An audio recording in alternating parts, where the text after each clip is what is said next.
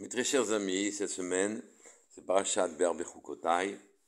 Et dans cette semaine aussi, naturellement, se situe Lag Baomer. Medaber Israël Chaviv Miranana, on est en 5783. Il y a effectivement un rapport très étroit entre ce que la Parasha nous apprend la Emunah B'Hashem, et les événements qui se sont passés à Lag Baomer. Parashat Béar, le pasuk dit Kitavo'u el haaretz asher ani noten lachem, lorsque vous arriverez sur la terre que je vous donne, ve shavta haaretz shabbat lachem. Alors, la terre observera un repos, Shabbat, pour Hachem. 4 mots semblent de trop dans ce pasuk. Il aurait suffi de dire, lorsque vous arriverez El Haaretz, sur la terre, alors à ce moment-là, vous observerez un Shabbat, une Shemitah, un Shabbat pour la terre ne travaillera pas. Asher ani noten lachem, ces 4 mots sont de trop. Comment comprendre? Comment les comprendre? La Shemitah, la 7e année, où l'on ne peut cultiver sa terre et que malgré tout on survivra, nous familiarise avec l'idée que Hachem a une telle maîtrise de la matérialité que même si on ne fait rien pendant toute la 7e année, alors on vivra normalement. On vivra de sa bracha. Donc la Shemitah, le chômage de la 7e année est là pour nous apprendre à faire confiance à Hachem. Il a la maîtrise de la totalité des choses matérielles et donc, puisqu'il a aussi le souci de nous voir survivre, c'est lui qui nous demande de nous arrêter de travailler et naturellement, rien ne nous manquera au niveau de notre subsistance. Un autre point doit être en fait débattu. Vous savez que finalement tous nos problèmes sont des problèmes matériels, prosaïques ou moins prosaïques, plus poétiques. Que ce soit des problèmes familiaux, ce sont des problèmes matériels. Que ce soit des problèmes de voisinage, les problèmes d'ambition contrariée sont des problèmes matériels. Tous nos problèmes viennent de l'empêchement que la matière concrète nous impose en contrariant la direction qu'on voudrait donner à nos vies ou à nos familles. Empêchement se dit méniot.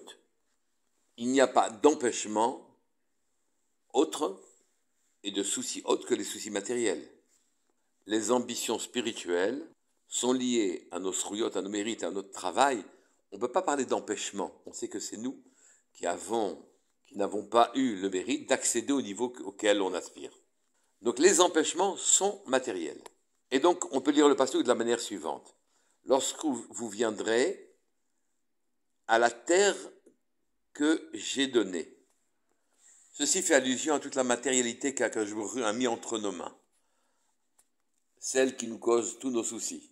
Oui. Si kitavo el haaretz asher ani noten, si vous voyez que toute cette matérialité que j'ai mis entre vos mains, lachem, elle est en fait pour vous, et que tous les soucis que vous en avez, vous prenez conscience qu'en vérité, du fait de la maîtrise parfaite qu'Akadosh Baruch Hu a sur le moindre événement, en vérité, les soucis sont dans votre intérêt. Ils sont là pour construire des situations plus adaptées à votre développement spirituel. Si vous en arrivez à cette conclusion, alors, Veshavta Haaretz, la matérialité, la terre elle-même, arrêtera de vous ennuyer et de vous embêter. Et vous vivrez à ce moment-là, Shabbat Lachem, un Shabbat devant l'Éternel. Les ennuis et empêchements, les soucis que nous avons, que l'on appellera Méniot, en vérité, deviendront des Neimot, des choses agréables. Ce sont exactement les mêmes lettres. Et si Akadosh Baruch Hu nous a envoyé la matérialité qui, de notre côté, est absolument indispensable, on ne peut pas vivre sans matérialité, et qui, de notre côté, est la source de quasiment tous nos soucis, si nous comprenons que ces soucis sont en vérité la source et sont motivés par le fait que nous devons grandir spirituellement, dès que nous avons conscience de la maîtrise d'Hachem et qu'Akadosh Baruch Hu nous a mis dans cette situation-là pour qu'on puisse avancer, alors à ce moment-là, les soucis s'arrêtent car nous avons pris conscience de la présence divine et nous vivons avec elle. Ceci va nous permettre d'expliquer ce qui s'est passé en vérité à Lag Baomer. Al-Akba Omer s'est arrêté parce que la moute. On arrêté de mourir les 24 000 Talmidim de Rabbi Akiva. Et pourtant, vous voyez, le pays, tous les juifs sont en fête. Si une épidémie s'arrête, est-ce que c'est le moment de faire la fête? C'est le moment de pleurer, de prendre son deuil. Que signifie cette fête? Parce que Milamout, ils sont arrêtés de mourir. Les 24 000 Gdolé Olam, des gens d'une immense dimension, ont arrêté, ne sont plus morts. Oui, c'est le moment de les pleurer, en quelque sorte. Comment comprendre? Vous savez que leur maître Rabbi Akiva, lui-même, a été tué par les Romains. Et il a été tué dans des circonstances abominables. Sa chair a été déchirée et quasiment vendue. Et les malachim eux-mêmes, les anges de service eux-mêmes ont demandé à Hachem, quoi? Zoutrora, Vezusrara, ça c'est la Torah, et ça c'est le salaire de ceux qui l'ont respecté. Comment comprendre? Et Dieu leur répond à ces malachim, mais taisez-vous, vous voulez que je renverse le fonctionnement du monde? Comment comprendre la réponse d'Hachem? Qu'est-ce que ça veut dire, vous voulez que je renverse le fonctionnement du monde? Il fallait peut-être avoir de la rachmanout, disent les malachim, pour ces talmidei chachamim. Oui, et surtout de la rachmanout aussi pour Rabbi Akiva lui-même qui a consacré sa vie dès qu'il a fait tchouva à la Torah. Comment comprendre? Vous voulez que je renverse le cours du monde? Vous savez que l'ennemi romain de Rabbi Akiva était Turnus Rufus. Et Turnus Rufus opposait argument sur argument pour contrer la Torah de Rabbi Akiva, mais Rabbi Akiva venait à bout naturellement de tous ses arguments. À tel point qu'un jour il est rentré particulièrement peiné, sa femme l'a vu dans ses dispositions et il lui a dit qu'il n'arrivait pas à s'en sortir avec Rabbi Akiva. Elle était extrêmement belle, elle a dit « T'inquiète pas, je vais le faire fauter ». Elle est allée voir Rabbi Akiva pour naturellement le faire fauter avec elle, et Rabbi Akiva en la regardant fit trois choses.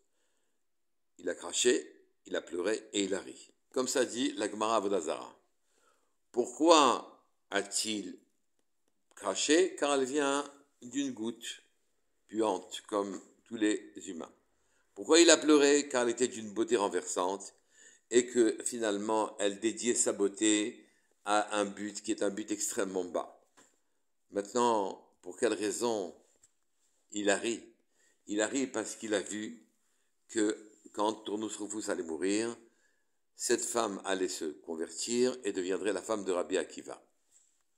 Est-ce que vraiment un Rabbi Akiva, un tzaddik de cette dimension, pourrait être joyeux c'est vrai, que cette femme se convertisse, mais il a pris pour femme quelqu'un qui a voulu le faire fauter, le faire tomber de sa grandeur. Pourquoi a-t-il ri? Et quand il est mort, Rabbi Akiva est mort Yom Kippour. Il a dit, j'attendais tous mes jours de mourir al Kiddush Hashem. Même cette remarque est difficile à comprendre. Vaut-il mieux mourir al Kiddush Hashem ou vivre al Kiddush Hashem? Finalement, c'est un mauvais moment à passer que de se sacrifier pour sanctifier le nom d'Hachem. Mais peut-être c'est plusieurs moments où il faut se retenir pour faire de son existence des moments sacrés pour Hachem. Peut-être c'est mieux de vivre pour Hachem que de mourir pour Hachem. Comment répondre à toute cette question? Le Rama Mipano, qui est un très grand Mekoubal qui vivait en Espagne, répond à ces questions-là de la manière suivante. Il dit que toutes les personnes ne peuvent avoir, en règle générale, ce n'est pas une règle absolue, 3 Gilgulim, 3 réincarnations. Vous vous souvenez que quand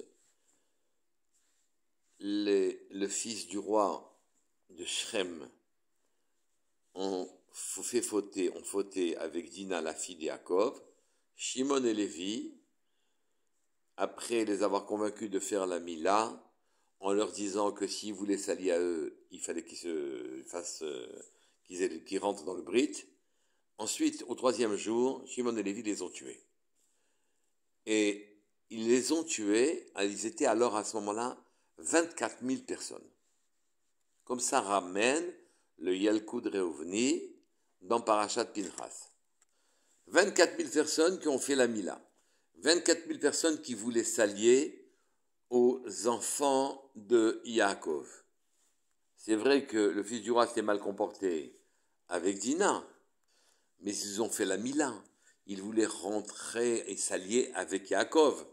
Donc il y avait du bien en eux. Et Akadosh Baruch Hu a décidé de faire leur tikkun, leur réparation. Ils sont revenus en Gilgul, en réincarnation. Ils sont revenus au temps de Katzbi Batsur, Vezibri Ben Salou. Là encore, leur motivation était très trouble. Ils sont morts pour avoir légitimé l'alliance que les filles de Midian voulaient faire fauter les bénis d'Israël, et donc s'allier à eux sous cette forme-là. Donc cette réincarnation dans les tribus d'Israël, c'était déjà une élévation pour eux, mais les motivations, mais ce qui s'est passé à ce moment-là avec Katzvi Batsur, mais Zimri Ben Salou était un grand de la tribu de Réhouven, et quand il a vu que les bénis d'Israël fautaient avec les filles de Midian, il a voulu légitimer cet acte-là en disant Moshe Rabbeinu, mais toi, tu es marié aussi avec une Guillerette. Et donc ils sont allés avec elle, lui-même a pris Katzbi Batsur. Et à ce moment-là, Pinchas est venu, et avec sa lance, il les a transpercés tous les deux. Il a déchiré leur chair tous les deux simultanément. Et ils sont morts. Katzbi Batsur était la réincarnation de la femme de Tournus Rufus, celui qui persécutait Rabbi Akiva. Et Zimri Ben Salou était lui-même réincarnation de Shrem. À ce moment-là, dans le désert, sont morts aussi 24 000 juifs, 24 000 personnes. Ils sont tous revenus, ces 24 000 personnes, en Gilgul pour la troisième fois, au temps de Rabbi Akiva. Cette fois-ci, c'était Rabbi Akiva qui était le nitzot de Zimri Ben Salou et la femme de Tournus Rufus, réincarnation de Katzvi Batsur. Et Rabbi Akiva a eu 24 000 élèves qui étaient devenus des gens extrêmement élevés, parfaitement construits. Et sur eux, on dit qu'ils ont manqué de kavod l'un à l'autre, à leurs frères en quelque sorte. Comment ça est-il possible? En vérité, ils se sont manqués de kavod dans leur Gilgulim précédent, ou bien leur Gilgulim précédent était un manque de kavod par rapport au dernier Gilgul. Là, effectivement, ils étaient des personnes parfaitement accomplies. Et maintenant, on peut répondre à la question que nous avions tout au début. Pour quelle raison faut-il faire une fête à Lag BaOmer, puisque Paskou Milamout, ils ont arrêté de mourir. Oui. En vérité, c'est l'occasion de faire une fête car les 24 000 Talmidim de Rabbi Akiva, qui étaient les Gilgulim des gens qu'on vient de citer dans les générations précédentes, ont fait leur tikkun de manière parfaite. La réparation était parfaite. Et qu'à partir de ce moment-là, Paskoulamut, ils cesseront de mourir. Ils sont morts une fois, puis deux fois, et là c'est la troisième fois. Le tikkun est parfait. Il n'y a plus besoin de vivre. Ils ont été complètement réparés. Ils ont commencé par faire la Mila du temps de Yaakov, et aujourd'hui, avec Rabbi Akiva, ils ont accompli la totalité de leur réparation. On voit au travers de ça combien que Jbourou gère son monde de manière parfaite, jusque dans les moindres détails. Il refait naître les personnes qui sont susceptibles d'être réparées et il leur donne l'occasion et les circonstances et les sollicitations qui leur permettront de réussir. On comprend maintenant aussi la réponse qu'Akadosh Baruch Hu a fait aux Malachim quand ils ont vu que les Goyim ont transpercé les chairs, ont détruit les chairs de Rabbi Akiva. C'est qu'en vérité Pinchas, quand il a envoyé une lance qui transperçait Zimri Ben Salou et Katzbi Batsur, il a déchiré leur chair pour la faute qu'ils avaient commise. Et maintenant, la chair est déchirée de Rabbi Akiva pour sa réparation. Et Rabbi Akiva, maintenant, on comprend que toutes les fois précédentes, ces précédents Gilgulim, il était mort dans le chiloul d'Hachem, en ayant profané le nom d'Hachem. Il attendait vraiment cette fois-ci pour mourir al Kiddush Hachem, Non pas que ce ne soit pas supérieur de vivre al Kiddush Hashem, mais ce qu'attendait ce grand maître du judaïsme, c'est que cette fois-ci, sa mort serait pour d'excellentes circonstances, pour la sanctification d'Hachem. Maintenant, on comprend toutes les paroles. On comprend ce qu'a dit Rabbi Akiva, on comprend ce qu'ont dit les Malachim, et on comprend aussi ce qu'a dit Kadosh Baruch Hu, qui lui est soucieux que chacun se répare pour atteindre son magnifique, le niveau potentiel qu'il a.